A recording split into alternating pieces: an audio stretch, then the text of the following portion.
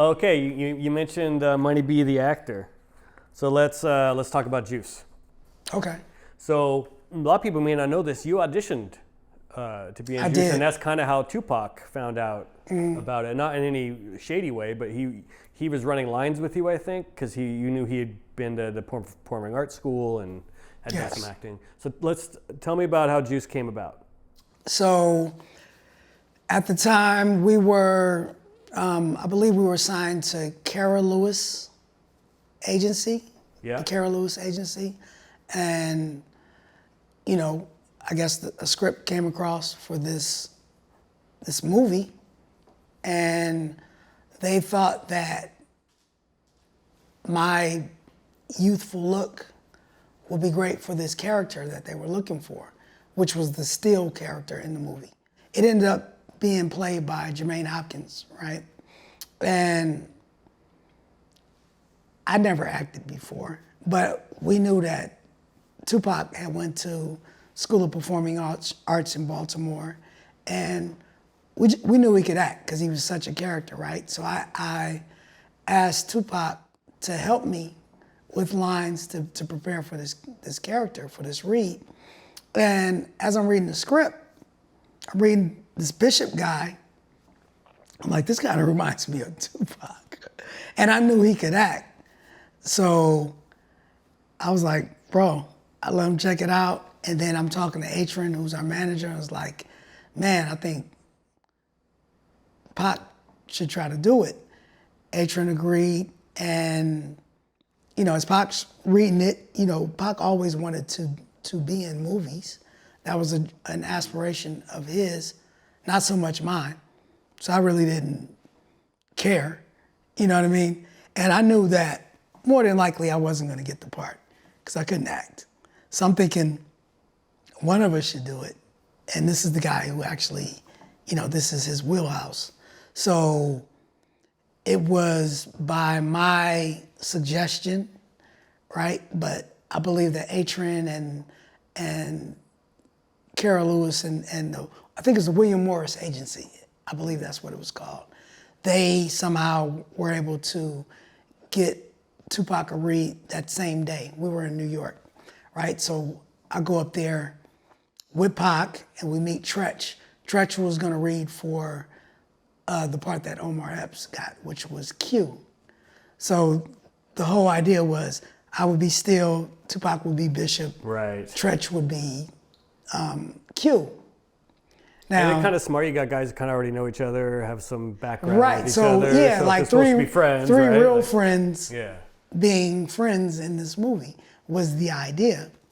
And I've told him, which is amazing, is like Tretch always tells this story, but he never mentions that I was there. He probably didn't know initially that I was the one that was the guy. Sure. But he always like, yeah, me and Tupac was at the audition. I'm like, motherfucker.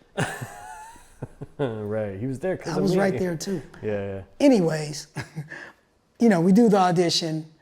Tupac's amazing because that's what he is. He's an actor. And from the very first read, he comes out the room, they're clapping. Wow. And you can hear it. And he's like, I think they like it. I was like, bro, you got this.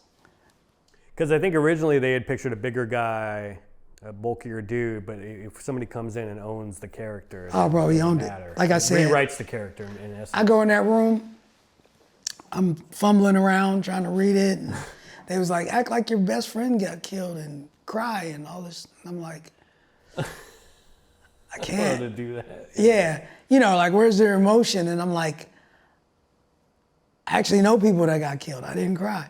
Like, I didn't know where to draw it from. Yeah, Right. what well do I pull that from? Yeah, and they were like, thank you. And I was like, so I'm out there, he goes in and does it, and you just hear like this round of applause. You're like, fuck. And I was, huh? You're like, yeah, you got it. No, I was just you got like, it. like relieved, like somebody did well. Because I knew I didn't. Yeah, right. But from that, you know, if you go back and watch that movie, Stretch is in the movie, Tretch is in the movie because he didn't get the part. Yo-Yo, like all of Tupac's friend. If you were in New York, he was gonna get you a cameo. I lived in the Bay, I never went out there, but I'm sure if I went, I would have at least had a cameo in the film.